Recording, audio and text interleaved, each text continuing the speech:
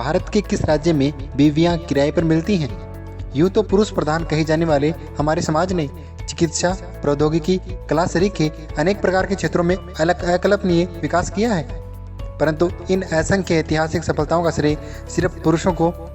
देना उन अनगिनत महिलाओं का अपमान होगा जिन्होंने पुरुषों के साथ कंधे से कंधा मिलाकर और कहीं कहीं पर तो पुरुषों से भी आगे बढ़कर वर्तमान समय के अभूतपूर्व विकसित समाज को संभव बनाया है। लेकिन यह भी सत्य है कि हमारे समाज ने उन्हीं नारियों के साथ अनेक ही अत्याचार किए हैं और दुनिया में सबसे विकसित प्रजाति कहे जाने वाले मनुष्य की जननी स्त्रियों पर अन्याय का इतिहास बाबा आदम जितना ही पुराना है। इसी अशोभनीय अन्याय का ही एक उदाहरण है धरीचा प्रथा। क्या है धरीचा प्रथा? भारत देश के मध्य में स्थित हृदय कहे जाने वाले मध्य प्रदेश के शिवपुरी में प्रचलित यह धरीचा प्रथा मध्य प्रदेश के हृदय विहीन होने का जीता जागता उदाहरण है। इस कुप्रथा के रूप में महिलाओं की एक मंडी लगती है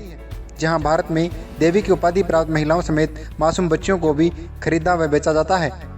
सब्जियों के बाजार की भांति ही महिलाओं की बोली लगाई जाती है एवं सौदा पक्का होने पर 10 रुपये से लेकर 100 रुपये के स्टाम्प पर लिखकर बेच दिया जाता है।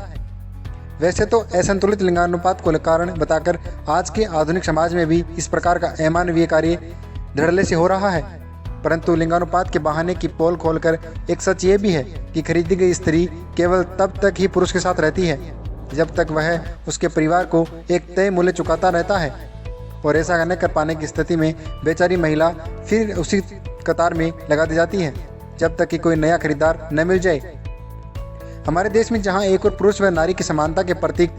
अर्धनारीश्वर स्वरूप भगवान शिव की पूजा की जाती है, वहीं कुछ लोग ऐसे भी हैं जो अपनी ही माताओं बहनों तक को बेचकर अपनी राक्षसी स्वभाव का एक अति घृणित परिणाम देते हैं। और यह सिर्फ एक जगह की बात नहीं है, आज भी हमारे समाज में ऐसी कुरीतियाँ कई स्थानों पर व्याप्त हैं। इसी प्रकार उत्तर प्रदेश के भी कई स्थानों पर अधिक आयु वाले लड़कों के लिए लड़कियां न मिलने पर बिहार व पहाड़ क्षेत्रों से वधू खरीद कर लाना आमतौर पर देखा जा सकता है।